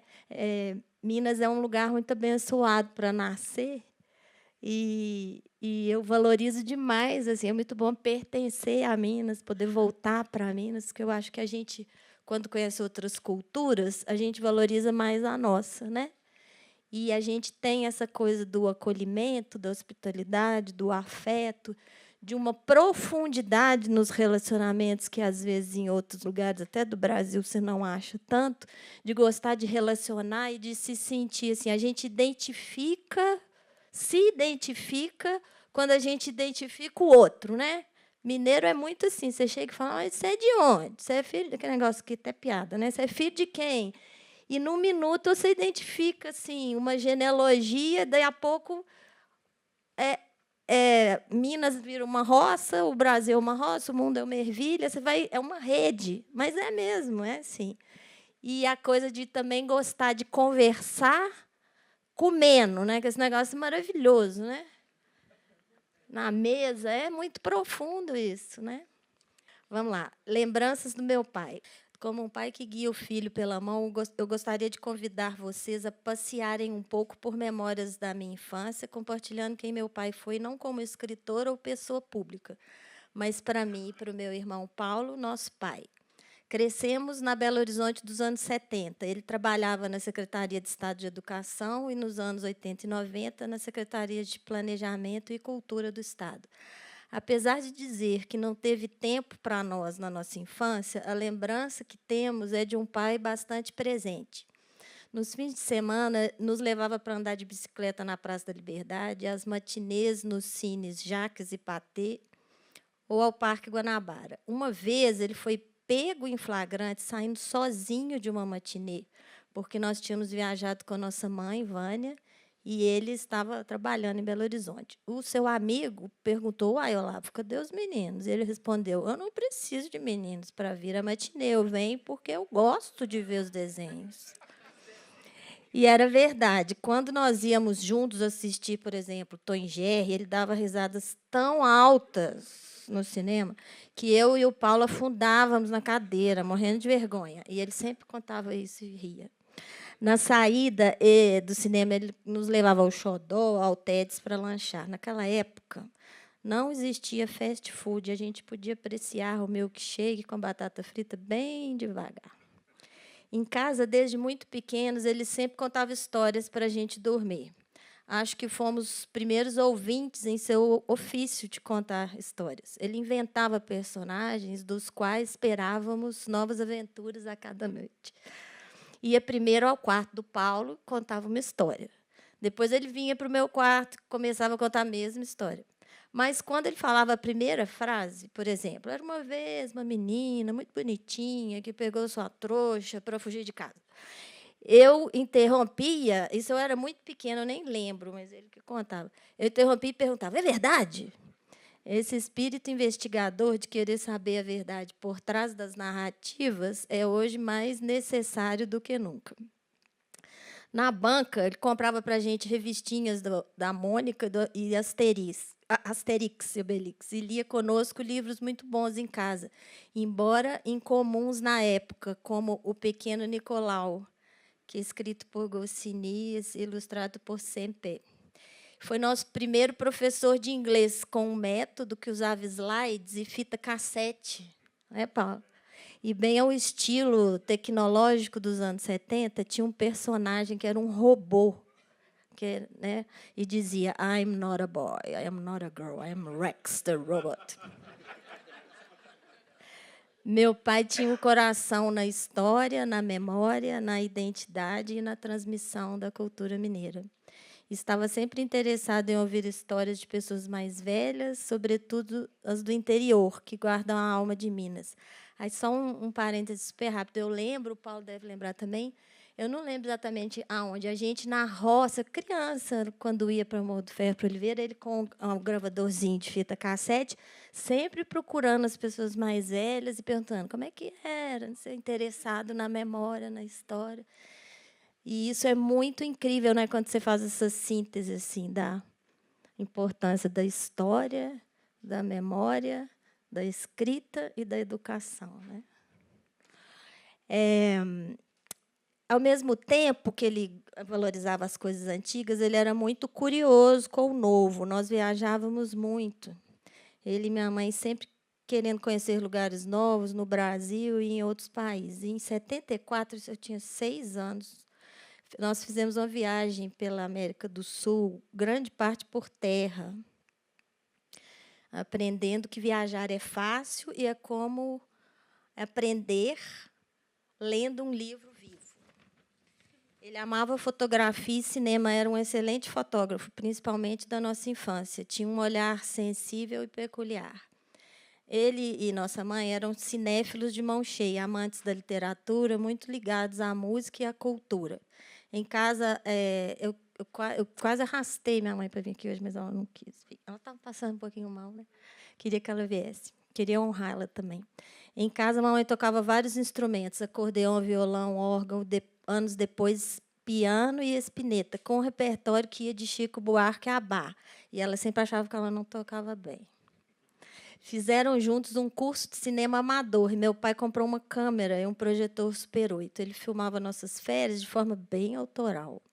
Uma vez, a gente estava reunido na sala para assistir ao filme de uma viagem em família, e nós nos deparamos com o registro de uma borboleta voando por quase 3 minutos, que é o tempo do rolo de um filme Super 8. Era esse o olhar onírico do meu pai, sem edição e num tempo em que só se via o filme depois de revelado. Um pouco depois, nós fizemos, ele, o Paulo e eu, um filme de animação captado quadro a quadro, com bonecos e cenários de Playmobil. Nós ficamos um fim de semana inteiro trabalhando no quintal da tia Sinhá, que que era minha tia, nossa tia-avó. Era uma história de faroeste, com enredo, mocinho, bandido, forte apache, cavalo e tudo mais. Muito experimental e criativo, mas, quando fomos assistir, o filme passava tão rápido que não dava para entender nada da história. É que, na nossa estreia como cineastas, nós havíamos filmado um número muito pequeno de quadros para cada cena, e depois, quando foi revelar e passar, ficou tudo rápido demais. Mesmo assim, não ficamos desanimados. Juntos, nossos pais criaram um ambiente de amor, segurança em casa, além de ser muito fértil e criativo, e respaldado por nossa escola, uma escola maravilhosa, que era o Albert Einstein.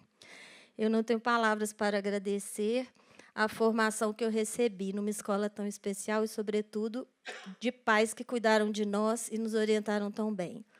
Nesse fértil ambiente de educação familiar e escolar, eu publiquei um livro de poemas aos 12 anos com a Isabel, uma amiga do Einstein. Era uma escola muito bacana mesmo. Mais tarde, eu fui estudar comunicação, me especializei em cinema e trabalhei na área do audiovisual por 25 anos. Meu pai amava gente. Na nossa adolescência, nossa casa acolhia jovens. Naquela fase difícil em que a gente está procurando nossa identidade e lugar no mundo. Na rua, ele parava para conversar com todo mundo. Eu vou até citar o Dani. Lá, nossos dois filhos estão ali, o Davi de barba, que é o mais velho, e o de bigode atrás é o Dani, e a Raquel, nossa filha, não está aqui. O Dani, tem uns anos atrás, já tem um tempo, ele passou um dia na casa do meu pai morava ali no funcionários, aí eu falei: "Ei, Dani, foi legal ficar com o vovô?" Aí ele falou assim, eu sempre lembro disso: "Ah, mãe, para ir da casa dele até na padaria Vianney, que é tipo um quarteirão, demorou 40 minutos." Não é, Dani? Porque ele conversava com todo mundo. E aí, eu vou fazer um outro à parte aqui, que era muito engraçado, porque ele era sempre assim. Eu lembro, quando eu era adolescente, ele trabalhava aqui na Secretaria de Planejamento, às vezes eu estava andando com ele na rua, aí ele encontrava alguém, e ele era bem afetivo, bem italiano, né? Abraçava, beijava.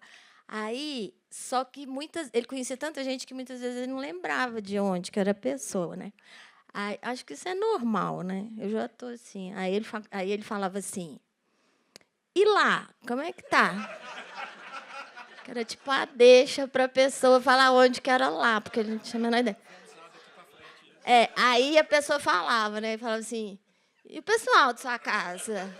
Aí falava: "O fulano." Aí ele: "Ah." Aí, às vezes, depois que ia embora, ele falava: "Não tenho a menor ideia de onde que eu conheço."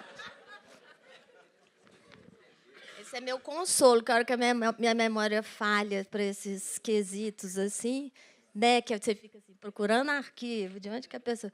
Aí eu falo: "Meu pai sempre foi assim, então tá bom." Então, eu parei aqui na rua, parava para conversar com todo mundo. E, nos últimos anos, ele queria que cada pessoa escrevesse um livro. Gente, estava engraçado demais, eu morria de vergonha. Eu saía com ele: "Pai, vamos tomar um café." Aí sentava.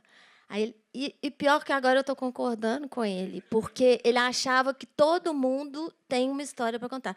Gente, todo mundo tem uma história para contar. Esse negócio, igual o tio Léo fala, né? O tio Léo fala assim: "Olha, na foto, olha lá a foto, na foto, tudo bonito." Aí, quando você começar a conversar, todo mundo tem história de Gabriel Garcia Marques, até o Zé da Silva, lá que mora na roça. Todo mundo tem uma história cabulosa. E ele percebia isso, ele sabia, né? Aí, só que ele queria, assim, que ele estava como editor, né, do editor, então ele queria que todo mundo escrevesse um livro. Aí, tipo assim, sentava num café. Aí puxava assunto. Eu também sou assim, não posso nem falar nada. Puxava assunto com uma pessoa que ele nunca viu. "Oi, tudo bom, tudo bom? O que você faz? Não sei o quê." "Aposto que você teve uma história para contar." "Você não quer escrever um livro, não?" Eu: "Pai, você nem conhece a pessoa." Ele estava muito engraçado. Nos últimos anos, ele queria que cada pessoa escrevesse um livro. Segundo de 15 filhos, foi o primeiro a sair de casa aos 12 anos de idade. De Morro do Ferro, foi para São João del Rei estudar, e de lá, aos 16 anos, veio sozinho para Belo Horizonte. Estudou aqui no Colégio Estadual, depois trabalhou como professor de inglês e perito policial para pagar seu curso de Direito na PUC. É parte de uma geração que nasceu num Brasil rural que se tornava urbano, como ele dizia. Como muitos de seus contemporâneos, se tornou adulto muito jovem. Em outras palavras, não teve adolescência, né? Não existia adolescência. 12 anos, você era adulto. Veio para a cidade buscando uma nova perspectiva de vida. A maior motivação dessa geração era a própria necessidade de sobrevivência. Para quem hoje não tem motivação, né? Os jovens, estou tão sem motivação. Aliada ao sonho de um país mais justo e fraterno. Ele falava muito isso, né? Aqui não foi falado, mas meu pai foi muito engajado. Juque, Jeque, na época da ditadura, né? Você fala, não tem problema, não, porque é muita coisa, né? Mas eu quero dizer, porque ele foi dessa geração que pegou a ditadura, assim, o golpe, esse tempo todo, e muito... Minha mãe também, né, participava ali dos dominicanos, uma geração que... Eu acho que tinha um amor pelo país, pelas causas sociais, coletivas, muito diferente de hoje, né?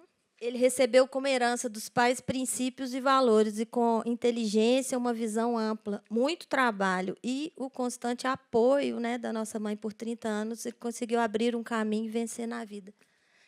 Minha mãe não está aqui, mas eu queria honrá-la, porque ela é o extremo oposto do meu pai. Eles foram casados 29 anos, mas ela é muito discreta e tudo.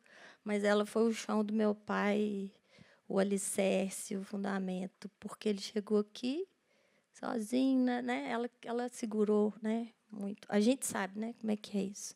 Em novembro de 23, né, do ano passado, ele internado no hospital, já indo embora.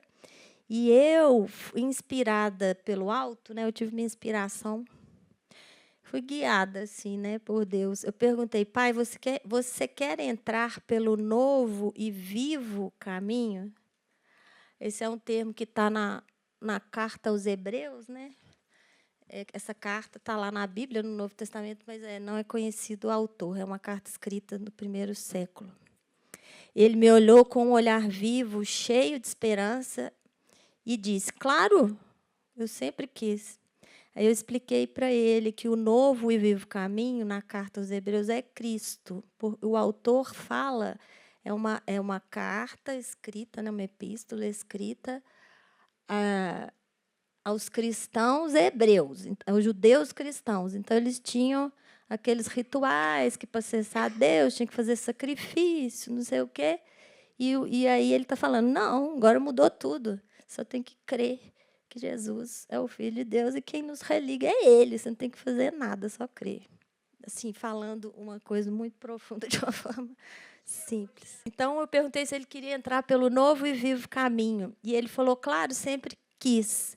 E o autor dessa carta, escrita no 1º século, afirma que nós somos salvos da morte, resgatados da morte, para a vida eterna com Deus, não por sacrifícios ou por nosso esforço, ou por boas ações, mas pelo fato de ter Deus entregado o seu único filho para morrer em nosso lugar. Ele venceu a morte, porque ele é a vida, né? A vida entrou na morte, a morte não o reteve. Ele ressuscitou e subiu, e ele está vivo. Ele abriu, é o que fala na carta, no seu corpo, esse caminho que nos religa ao Pai. Ele, Jesus, é o caminho, a verdade e a vida, artigo definido, né? Não é um caminho, é o caminho. E a gente só precisa crer. E meu pai, no último minuto, ele creu, e eu tive uma paz e uma alegria. Eu queria compartilhar isso com vocês. Não sei como que é a fé de vocês, quem crê, quem não crê. Mas eu tive realmente experiência com ele. Logo depois, ele ficou muito confuso, inconsciente, porque ele teve, aqui muitos sabem, né? Ele teve um diagnóstico de câncer.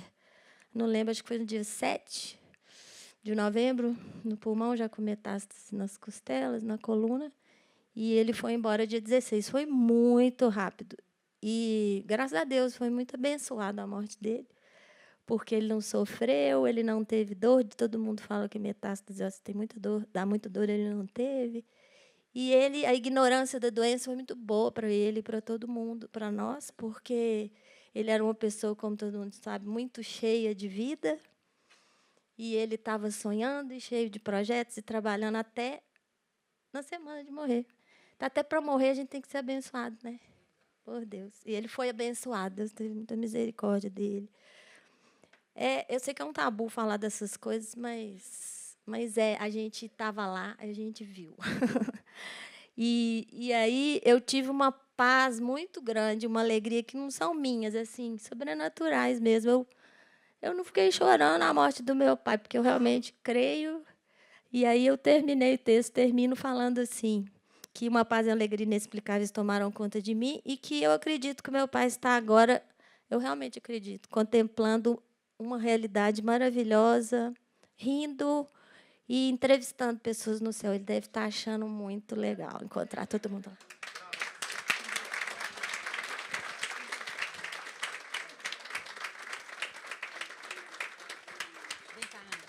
Deixa eu só falar uma coisinha aqui, falando ainda de família e de tudo isso que a Ana falou. É uma dica para todos, uma coisa que a minha mãe falava, ela, quando já estava nos finalmente também, não se dispersem, não se dispersem. Então, vocês que têm família, não se dispersem, é o que a nossa família está conseguindo fazer. E dentro disso que a Ana falou, de uma espiritualidade do jeito dela, né, muito mais pontual e tal, antes do Olavo partir, que tinha ido a Raquel e tinha ido o Teninho, né, que é o Demóstenes, um dos meus sobrinhos, filho da Raquel, falou assim comigo, o Valtinho, falou assim comigo: tia, eu sei que vocês acreditam nisso, mas eu sonhei com a minha mãe, com o tio Teninho e com a vovó conversando. Então, hoje, o tio Olavo está lá, junto com eles, batendo papo, contando causos. Só isso, por isso que eu cheguei aqui.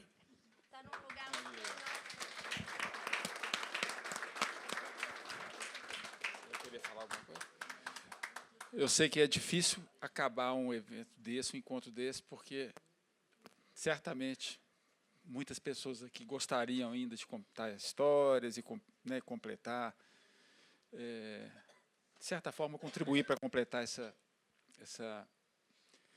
visão, né, do nosso querido amigo Olavo. Mas eu estou muito feliz pelo que aconteceu aqui hoje, esse encontro muito especial, muito fraterno, preparado com muito carinho e acontecido aqui, né, com muito carinho, muita emoção. Queria mais uma vez agradecer todos vocês, cada um de vocês, né, porque eu sei que cada um que está aqui tem realmente algum laço com o Olavo. Eu, na verdade, eu era mais ligado ao Teninho, ao Demóstenes, porque eu sou cria do Demóstenes, né? Trabalhei com ele, ele me formou, foi meu professor, depois me formou, e depois que eu conheci o Olavo, né? Mas acabei cultivando por ele um respeito e uma admiração sem tamanho, né? Pelo tanto que ele foi, né? Que ele representava para todos nós, né? É um legado que só aumenta de tamanho. Né? Cada dia que passa, eu vejo o Olavo maior. Então, queria agradecer a todos vocês que tornaram essa noite tão bonita, né? Em especial os irmãos, né, aqui presentes, filhos, né? Os amigos, todos, que a gente saia daqui, né, com a certeza de que nós prestamos uma bela homenagem a ele e que ele está vivo entre nós. Muito obrigado.